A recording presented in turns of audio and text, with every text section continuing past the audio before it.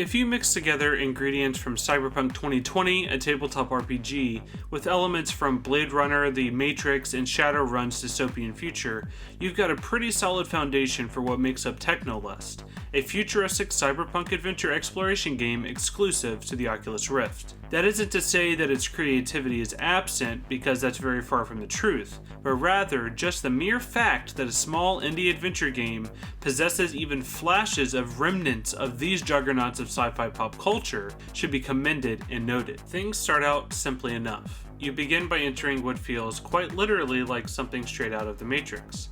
As is customary with most sci-fi, when you're hacking something or entering any type of computer program, the world around you changes to visualize this new medium. One of the main differences with Technolust, though, is that in some cases you actually do enter the program via jacking in, rather than just sitting at the computer. You're thrust into this world of cyber espionage to de-encrypt and decipher a mysterious file by the name of gene.sys. It's dangerous and highly sought after, so what begins as a mere mystery game quickly evolves into a space-trekking adventure across city undergrounds and at one point even to Mars. Staying true to the old-school adventure games that inspired it, Technolust doesn't complicate itself unnecessarily with any shoehorned elements at all.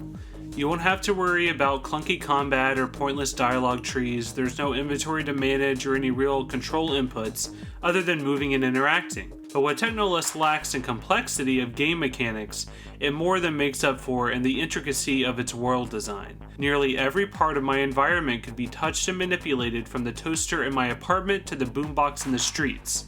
People and androids are scattered throughout the game, willing to talk with me and, in many cases, offer valuable insight. What struck me the most is this overwhelming sense that this was a living, breathing world that I just so happened to exist in, rather than it being a sandbox for me to manipulate. There's no minimap or a waypoint system. Characters speak to you like you're an intelligent person and give you directions based on landmarks.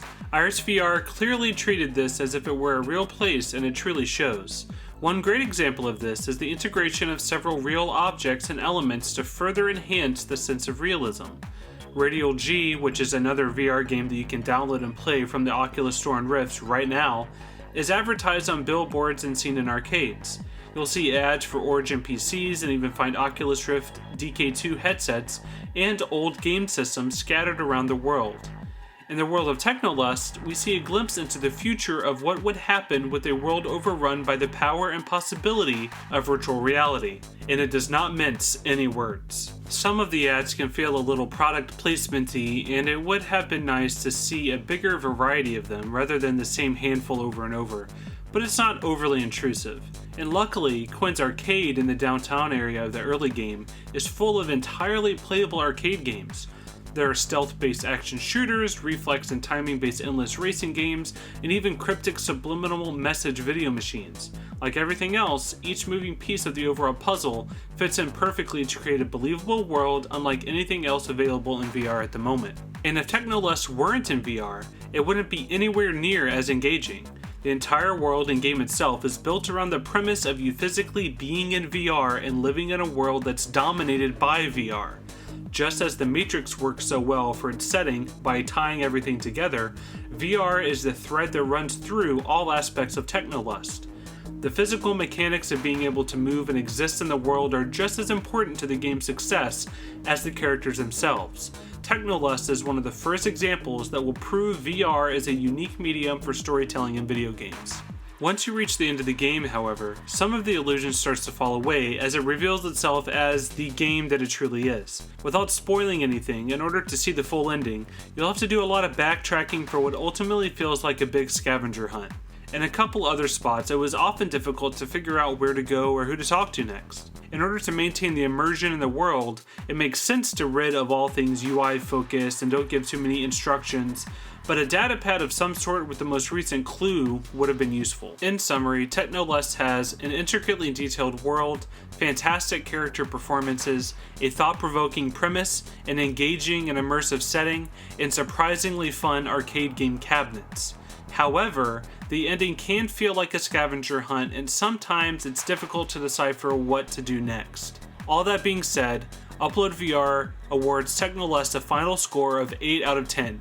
It's great. Despite the minor flaws, Technolust is self-aware without being patronizing and immersive without feeling heavy-handed. In most cases, it's a rare treat that feels like something we normally have to wait a year or more to ever receive on a new platform, let alone something available within the first couple weeks. While the ending left me hungry for more and some elements were obscure or annoying at times, that's mostly a testament to how immersive and engaging the world was than it is a critique of the brevity of the content. I can't wait to see what's next for this world, and I hope to jack in to Technolust again sometime soon.